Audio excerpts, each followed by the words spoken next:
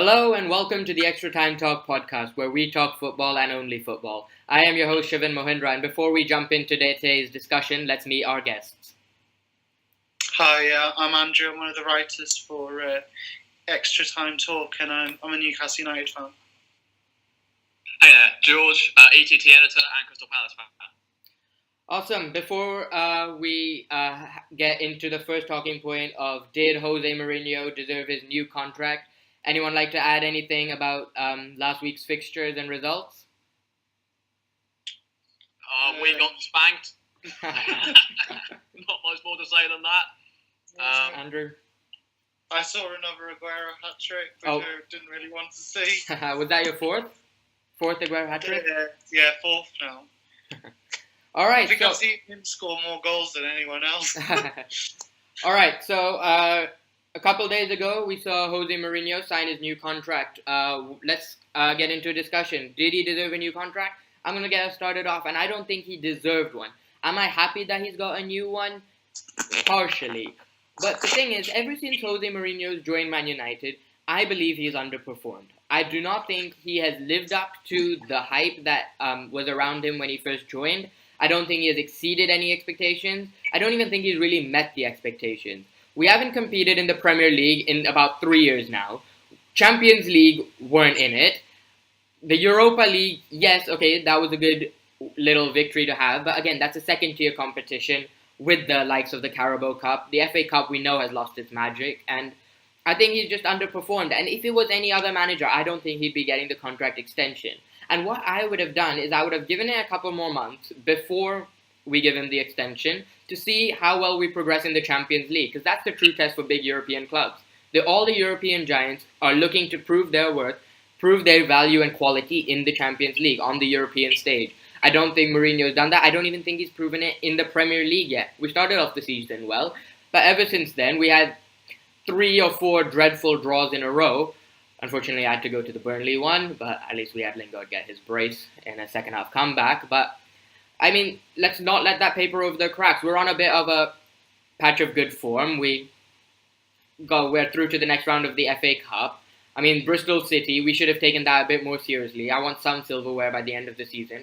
Hoping to make FA Cup priority after the Champions League. Hopefully, we succeed there. Semi-finals would be the minimum, I suppose, for Manchester United and Jose Mourinho with the talents we've got. I think we're capable of it. I think Mourinho needs to wipe the attitude of this park the bus when playing against big clubs. Because let's be honest, who wants to go into one of the biggest derbies in English football and park the bus? I mean, we got humiliated when City came to Old Trafford.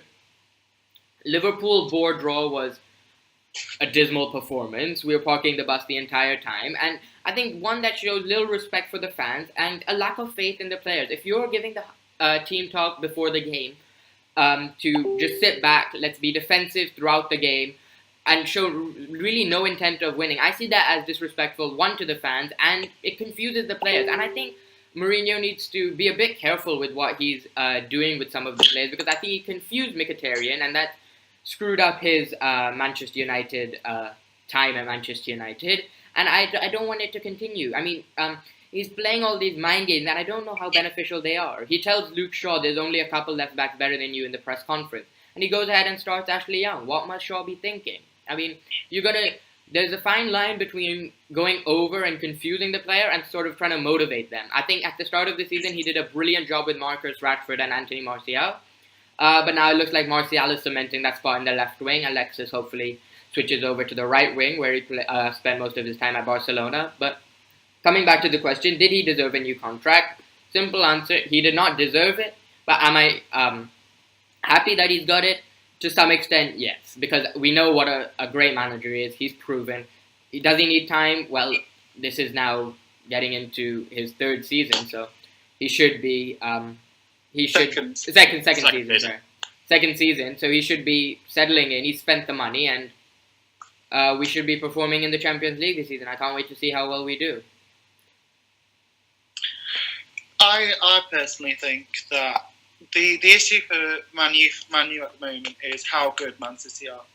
I think if you look at when Mourinho took over from Van Gaal, have Man U progressed? Yes, because at the moment they're in second place, which they weren't under Van Gaal or Moyes.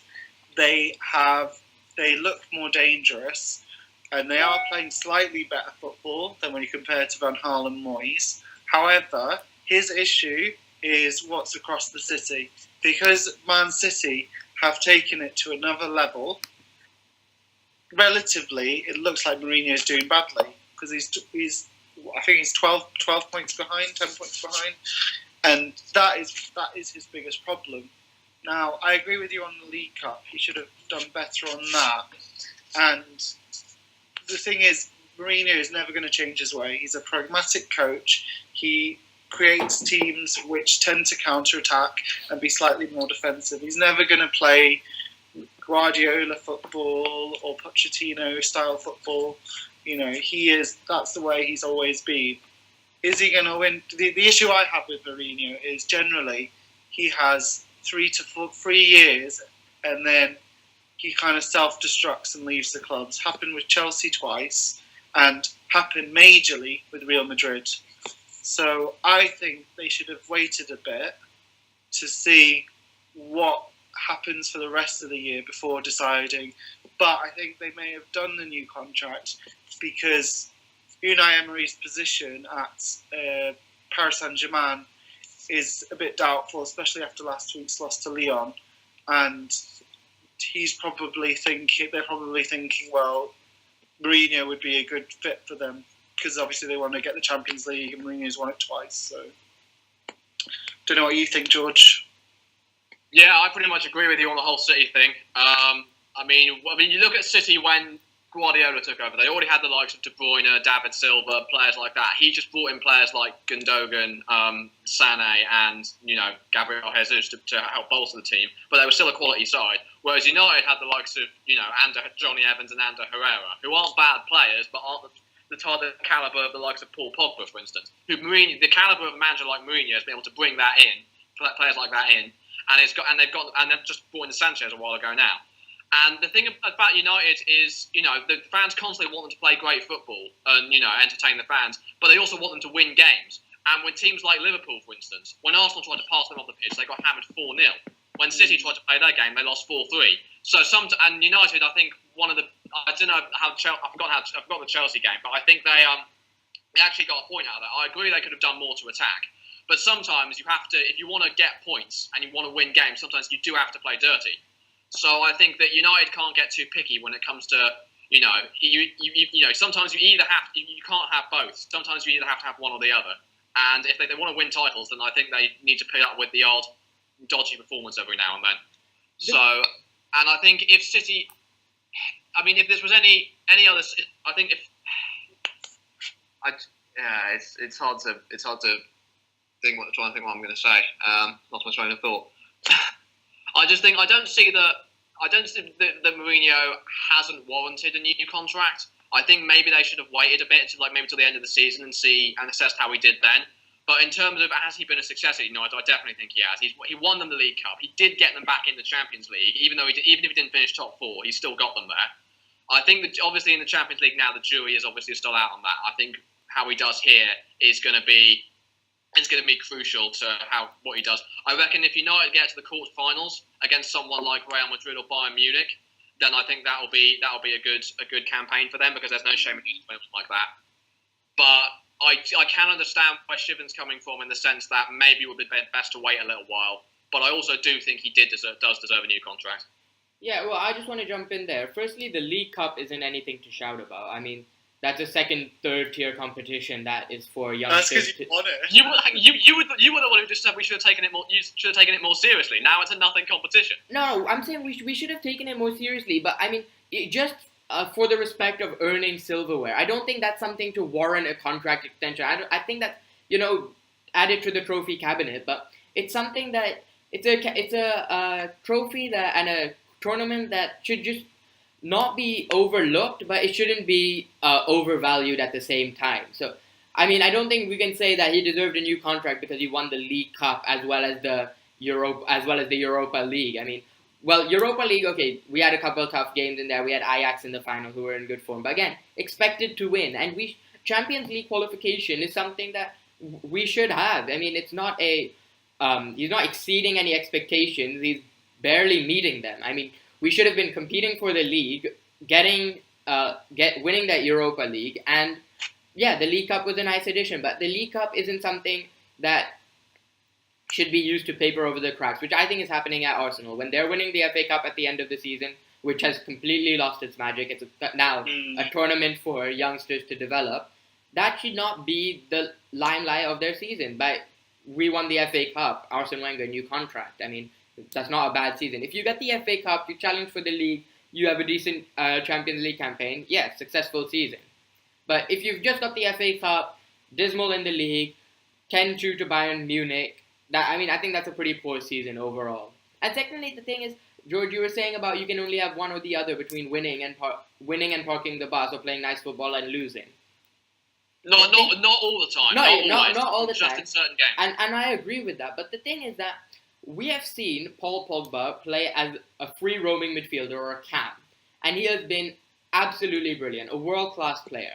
Why is he playing in a midfield too, when we've seen the ability he has with a third man in the midfield, allowing him to push a bit forward? He's not suited for the midfield too with Matic. Matic is a defensive mid. He should be playing alongside either the likes of Ander Herrera or in a team that provide a big aerial threat, maybe even Fellaini. Because Fellaini gets a lot of stick, but let's be honest, when Fellaini comes on normally, or when he starts, he's all right. I mean, he intercepts the ball, he breaks up the play, and he's a big aerial threat. I think it's a valuable asset as a central defensive midfielder. That would allow Pogba to be more free, feed in to the attackers, and play to his strengths, which I don't know why Mourinho's taken so long to figure that out. Well, it seems like he hasn't even yet figured it out. Because I think a team with a midfield of Herrera and Matic defending, or Fellaini and Matic defending with Pogba up front, gets you the best of both. You're playing amazing football because Pogba shows off all his talents, and you're getting the wins. Well, I think Sanchez might help with that, in fairness, because then him and Martial can play out wide from what you're saying, and then Pogba can slot right in the middle of those two. I think he doesn't quite trust Herrera in that third central midfielder role.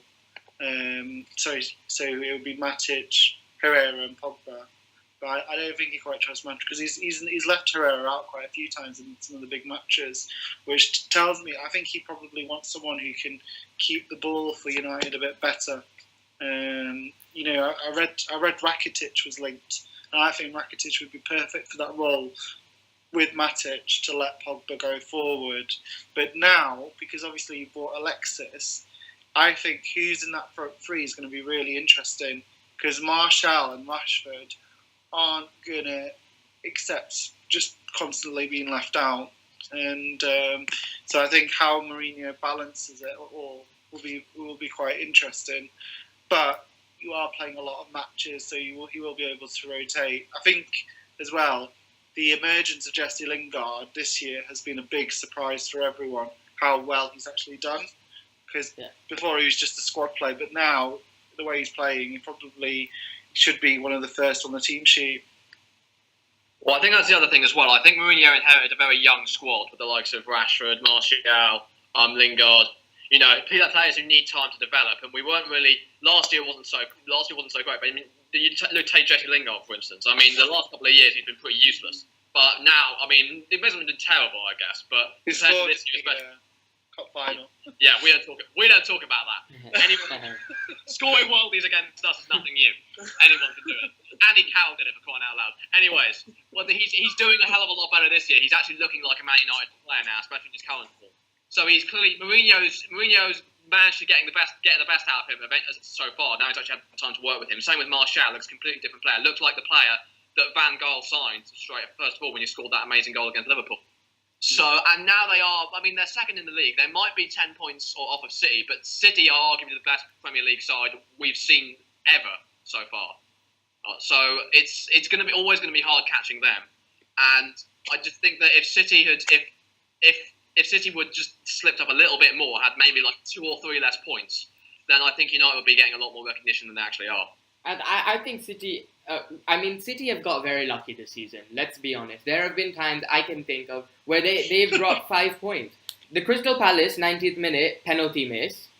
I mean, that could have been an easy 3 points gone from, Well, 1 point gone. Yeah, and earlier in the season when Raheem Sterling scored in the 110th minute or something, 100th minute, when against Bournemouth, when there was 6 minutes added on, but he played like 10, 11 more minutes. So, I mean, City definitely could have slipped up. That's 3 points there, just off the top of my head. They grinded out a couple 1-0s. So, I mean, it shows that they're breakable. I mean, they are not the invincibles that people were going on about, and I'm happy that they finally lost and the City fans will shut up. But I mean, yeah, they're a great side. Don't get me wrong. They've been excellent in the Champions League and they've been excellent in the league all season. But I do think that they are a team that are breakable. That I don't think will be as good next season. And I think United hopefully should be better if managed correctly. Remember, we signed Martial as a striker. We didn't sign him as a left mid. Same with Rashford. He came up the academy as a striker. Both these guys have been pushed out wide, where I'm not sure how well they've been able to develop there. But Martial, of course, has taken a couple of years to get suited to that left mid position. Otherwise, he was always a striker. And we saw when he played striker just recently, I forget against who, but he played striker and he definitely did bits up top. I think with Mourinho, he always likes one big striker up top. So when he was at Chelsea, Drogba, Inter Milan, Milito, Real Madrid, he tended to use Higuain in that role. I think it's quite poignant that he bought Lukaku because he wanted that focal point. So I think nobody really at the moment is playing two up front. Very, very rarely is anybody playing two up front now. So unfortunately, it means that the players, Alexis or Martial, are going to be shifted out wide because of that. Jordan? Yeah, I don't have anything to add to that. Yeah. I think the big issue for Mourinho is Pep Guardiola. I think that is the biggest issue for him because he had the same issues when he was Real Madrid versus Barca, that the Real Madrid fans were frustrated because they saw how Barcelona were playing and they were like, that's the type of football we want to play. And even though he did go and win the league there was always the sense that he didn't do it in a beautiful style of play. Well, I mean, he did manage to take a title from one of the best Barca sides we've ever seen. So clearly he does know what he's doing. It's just that he's not very, what's the word? He's not too appealing to the fans, I guess, particularly with how he treats some of the players in the dressing room, like Luke Shaw, for instance. Okay. You know, there's definitely room to work on. But if you're talking about is he the right man to win you trophies, of course he is. He's done it everywhere he's been. I think as well, the Mourinho that came and managed Chelsea in his first spell is totally different to the one he's currently. At the moment, he doesn't smile. I think he's lost his bit of his charisma that made everyone like him at the beginning. Like everybody really, like he was very funny. He was nice to other managers, but then I think he's been scarred by some of the things people have said about him. Generally, they've just been, he doesn't smile. I know that he's living in a hotel, which shows he's not really that committed to Manchester. So. And then it's difficult. Yeah. Let's not forget, I know you brought up how he treats players. I mean, he took ages to introduce Mkhitaryan into the team after coming off his best season in the Bundesliga, which I think was the first mistake to his downfall, firstly. And Victor Lindelof, I mean, I know he's a great player. We've had problems at the back line, but again, I don't think Mourinho's been able to trust Lindelof enough. And I think I know he had that little slip up, I forget against who, where an easy ball over and he wasn't able to clear it. But, I mean, that's a blip. I mean, John Stones had a couple of those in his first season at City. So, I do think Lindelof is one for the future. Lindelof and Bailly, the next Rio and Vidic, maybe, hopefully. But, no, I think the way he treats players is not the best way. He's playing all these mind games with them, which I think at the end of the day just confuses the life out of them. They really are lost on the pitch, and I think it shows. And I was really gutted to see Mkhitaryan leave because I know what a great player he is, and I just don't think he was handled correctly in the squad, and that was due to Mourinho. Secondly, I mean, think about the stuff Mourinho says at the press conferences and how he says that, I never moan about injuries, and then you go and you say, well, how do you expect me to compete when I've not got Carrick and Fellaini and this and that, and then he says things that, I don't behave like a crazy guy on the pitch or something, and then there's videos of him sliding down in his suit. I mean, he's a bit hypocritical to some extent, and I mean, critical of Jurgen Klopp, Conte. I don't know why this feud is there. I think it's just, and then again the whole Scholes fiasco. I mean, I just think he needs to focus a bit more on the team, on the players, building good relationships with one of them and with each and every one of them, and getting the squad to have some good chemistry, free-flowing football, as opposed to the hesitant stuff that we play when we go against big sides away. So that's my critique. I think Mourinho will. You got Andrew. Mourinho will always do things to distract. He'll always make comments like the Paul Scholes thing is. For someone who played for United for so long, it's quite disrespectful. Exactly. Whenever anyone comments, he just talks about their managerial record, or he doesn't actually listen to the feedback or just comment on it. He just gets personal. I think that's always been Mourinho's way. He does get quite personal. And to talk about Conte's match-fixing thing, when he was cleared in a court and he still brings it up, I just think it's a tad petty and a bit childish, really. For sure. Well, I genuinely can't believe he was complaining about how, injuries to Fellaini and Carrick preventing his title-winning season. I mean, excuse me. I mean, you look at. I mean, a lot of the time, I think Mourinho does play good football a lot of the time. Obviously, with the likes of Liverpool away is obviously a big exception. But I think when he has the chance to dominate teams, particularly a lot of the smaller clubs, Man United, he has the players to play better football, and it does show. It's just when push comes to shove and you need to get a result, I think, okay, we need to get points at all costs. We can't lose. That's when he's not afraid to get ugly about that. But obviously there's times like the Huddersfield game, for instance, where they really weren't at their best and they could have played a lot better, not just better performance, but a better brand of football as well. So I can understand frustrations there.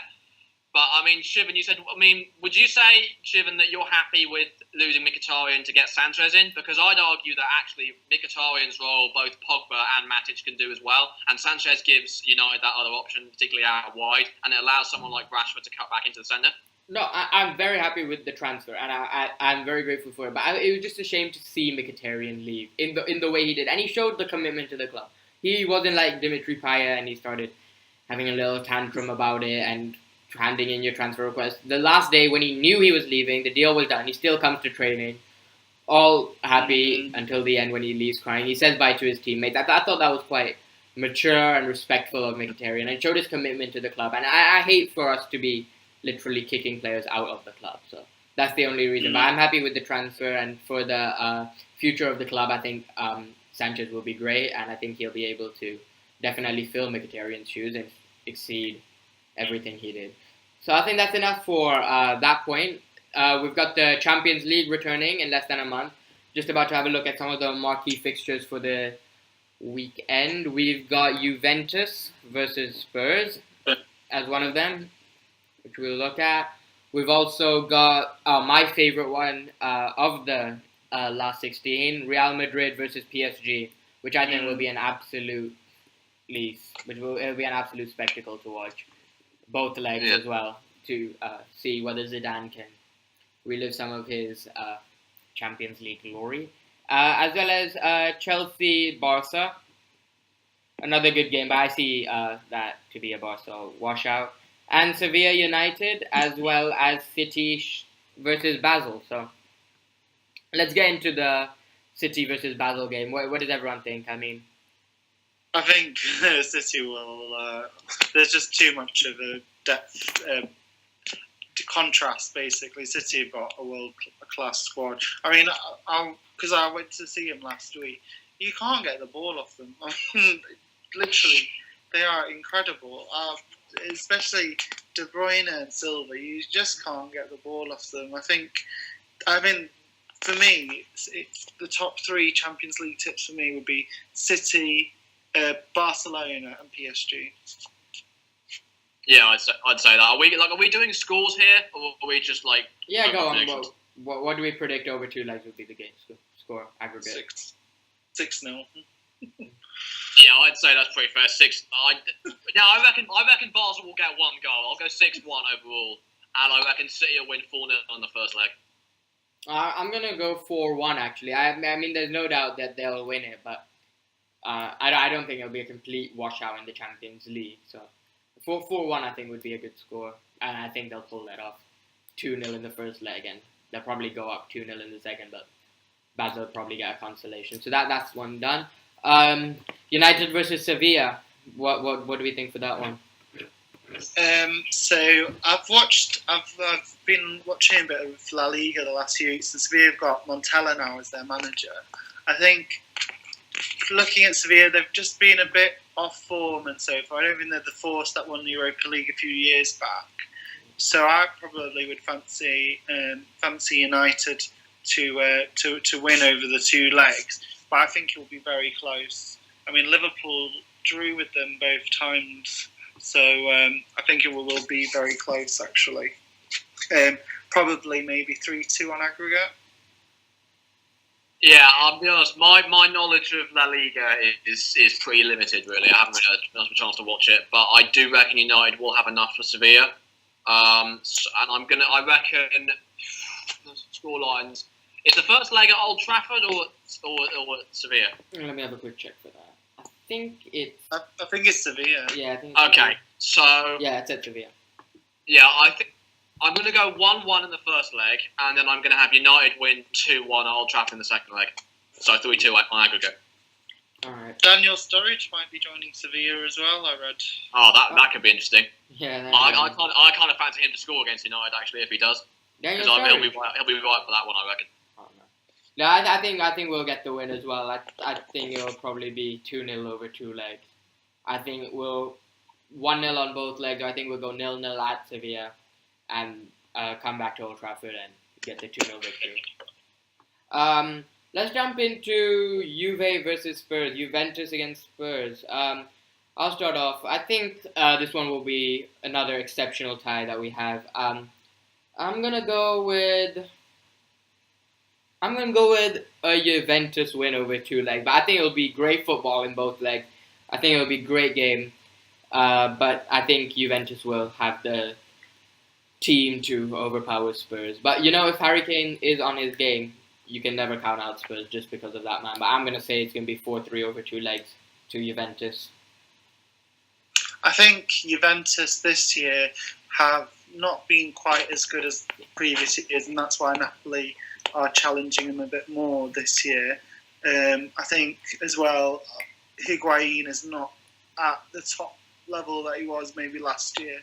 So I just think Tottenham have raised their game in the Champions League this year, and I think Tottenham will, as long as Harry Kane's playing, Tottenham will.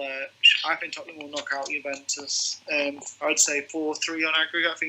I think this might be, after Real Madrid PSG, the second best last 16 game. Yeah. Yeah, I agree. I don't think Juventus were the complete brick wall they were last year, where just no one could get through them. I think they are a bit more susceptible. And I think Spurs, in particular, have saved their best performances this season for the Champions League. I mean, they destroyed Real Madrid, and they did well over Dortmund in two legs as well. It's hard because they are still a good side, and I'm not sure if Spurs have quite enough for them. They have been dipping over the last couple of months, but I'm going to go for a Spurs 2-1 win over two legs. It will be close. I'm really looking forward to that tie. Yeah, same. Chelsea versus Barcelona. I don't see this going any other way than Barcelona's, but Chelsea on a bit of a decline at the moment. Some Conte out. Campaign starting to develop. No, I just don't think Chelsea will be able to overpower them. They're struggling for goals at the minute. I don't think Eden Hazard was at. Even if Eden Hazard is at his best, I don't think it will be enough to overcome the likes of Messi, Dembele, if he's fit, Coutinho, and Suarez, of course. I just think that will completely dominate. And I don't even think it will be close, quite frankly. I'm happy to say it will be about 5-1 over two legs. I think it'll be a bit closer, because I think Conte, he is Italian. He knows how to set up his team and so forth. Yeah, but I do think Chelsea need Morata, but they might be getting Zeko, so He might be getting I charged as well. don't know. I'm not quite sure what he's moaning about at the moment. Because for me, he's been given a £15 million player in Ross Barkley. They're buying Zeko and Palmieri from Roma. I mean, like, I'm not quite sure what he's moaning about transfer-wise. I understand in the summer, but now he should be. Well, that's some pretty good players there. So I'm not sure. I think to me, Conte is going at the end of the year. The way this is very similar to when Ancelotti was in his second year. Just the way the club works is they don't keep managers for a long time, which is a shame. I think Chelsea and Watford are very similar. They just get rid of managers quite quickly, even though they have some good success with them. It's a shame. I think Conte will probably be waiting for maybe an AC Milan, Inter Milan a job at the end of the year because he's made it clear he wants to go back to Italy. So yeah, I fancy Barcelona to win, but I think it'll be a bit tighter. I think maybe 3-2 over 2 legs.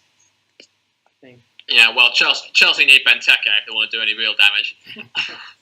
No, look, yeah, I agree with you on the whole Conte thing. I think the way Abramovich works is as soon as a manager dips below their form, that's it, they're out the door. He wants to win titles and Champions Leagues every single year. That's why we see so many managers. But I reckon Chelsea could actually nick it at the new camp because they do have a quality team, but who can do some damage. But I think Barcelona will be too much for them at the new camp. So I'm going to go 3-1 overall to Barcelona. Fair enough. My favorite tie of the last 16, Real Madrid versus PSG, and what a game that is. Real Madrid on the decline, but back-to-back Champions League, and PSG just absolutely dominating everyone at the moment except Lyon. But I mean, the way that PSG play on their day, I think they're gonna win this one. Real Madrid, Ronaldo completely off his game. Gareth Bale emerging slightly. Defensively, Real Madrid very brittle, and with Neymar, Mbappe, and Cavani coming at you, I just think I don't think it will be that close, but I'm gonna go ahead and say 3-1 over 2 legs, but because I just don't see Real Madrid really posing much of a threat at that PSG side, because Ronaldo has had minimal impact on many games recently. Gareth Bale, on and off. I mean, he's very inconsistent. I'm not sure if he'll be on his game on the day. And Benzema, again, nothing much to shout about. Whereas, on the other hand, Cavani, Neymar, Mbappe, you've got a force just coming at you. And I think I'm going to stick with 3-1 to PSG over 2 legs. I think it will be very, very close, actually, because I think PSG, whilst they're fantastic going forward, they aren't playing top level teams every week, so it's going to be a big step up in quality. But Real Madrid, just this year, I think when every match is a crisis and you start every draw or every defeat, I mean, to lose to Leganes, and that was quite a big shock for everyone. So I think PSG will just edge them out. I think it also depends. I know Neymar's missed quite a couple of games now through injury recently, and Mbappe's out for a month, I believe, so he might miss one of the legs. So I think PSG will just edge it, maybe 4-3 on aggregate. I think in this match, if PSG were to win, I can't see Zidane staying, because just the way the club is run, I just can't see him staying if he was to go out. Well, PSG are my favourites to win the Champions League. I think they thrashed absolutely everyone pretty much. They destroyed Bayern Munich earlier in the season. I mean, I know they weren't the best of form, but still, that's the sort of stuff they can do. And Real Madrid, we all know what their fans are like and how the club's run. I think, Zidane, not just an amazing manager, won them the back-to-back Champions Leagues his first 2 seasons, but was one of the best players I've ever had as well. For them to be treating him like this says all you need to know about the club, really. So, I mean, I don't think they'll sack him if they lose to PSG and it's an absolute thrashing, but I'm almost certain he'll be gone by the end of the season. So, I don't think it'll be that close, but I think PSG will have enough to get through. But I do think Real will do better than they have done in recent games. But I don't think it's going to be particularly close. I reckon PSG will have a fairly comfortable win. I'm going to go 4-2 over 2 legs. Fair enough. And now jumping into the last point of today's episode is, who is the best number 9 in the world? Harry Kane, Luis Suarez, Higuain, Icardi? What are we thinking? I'm going to put a different one. I would have said Lewandowski. I think. Oh, Lewandowski is good. Lewandowski as well. I think for me, Lewandowski is so good in the air. He volleys very well. He obviously plays for Poland, so he's limited what he can do at international level because he's by far their best player. But for me, he's consistent. He scores lots and lots of goals. He's played for huge clubs in Bayern and Borussia and done amazingly well. I think Harry Kane he's younger. He's only 24, so he's still got time. And for me, what Harry Kane needs to do is he has to go and score in major championships like the World Cup this year and score in big Champions League knockout games. I think if he does that, then he can sit at the top table with the rest of them. He's obviously one of the best strikers. He's the best, for me, he's him and Aguero, best strikers in the Premier League. But he has to do it at international level in the big games. Because Shearer did it with England at Euro 96. Lineker did it, in the World Cups. That's how you class a top striker. Yeah, fair enough. Yeah. Well, personally, I'm going to go with Luis Suarez because, and the main reason I'm saying that is because I think he's proven it at every single level you need to. I mean, when he was in the Premier League, he scored 31 goals for Liverpool after being banned for the first 6 games. He nearly dragged them to a title single-handedly. By playing one of the best Barcelona sides we've ever seen, and he's shining in that role. He wasn't even being outshone by even Neymar or even Messi. When he plays for, like Lewandowski, he plays for a Uruguay side who really aren't anything special. But in the last World Cup, he pretty much dragged them to the last 16. I mean, I'm not trying to. People are going to say I'm an England bias. I'm really not. I'm not the sort of person who's going to defend England blind eye. We were terrible during that tournament. But I also don't think Uruguay are anything special either. So he's done that by himself. We saw what happened to them after he left as well. They were destroyed by I think it was Colombia, was it? But he's proven how much of a crucial player he is, and he's done, in my opinion, the big one is the Premier League. He's done it in the toughest league in the world, and he's continuing to perform even now. I think Harry Kane, like you said, needs to do it on an international level and shine in an otherwise mediocre England side before he can really be classed as the best in the world. And Lewandowski, I'll be honest, I'm a little bit biased to him because of the way he treated Dortmund after he left. So, I mean, maybe it's just my bias shining through. He is a world-class striker, no doubt about it, fantastic. But for me, Suarez is just that little bit better.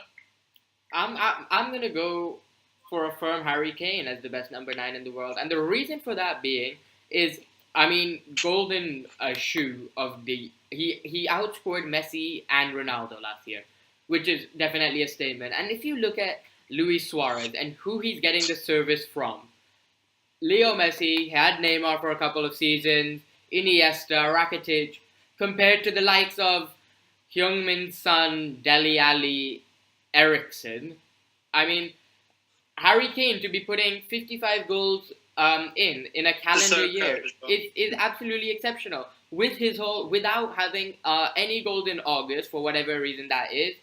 I'm not going to go into that, but if you think about Harry Kane, I think he's the best finisher, and I rarely see, you never go, oh, Kane, he should have finished that. I mean, you sometimes see when Luis Suarez misses a sitter or two, Lewandowski I've seen not make the best of runs or not put it away calmly enough, but I think Harry Kane is one who, despite the circumstances at Spurs, I mean, come on, Spurs are not a world-class side at the moment. They've not got too many world-class players. Dele Alli only coming up right now. Eriksen, yeah, I think he's their best player, apart from Harry Kane.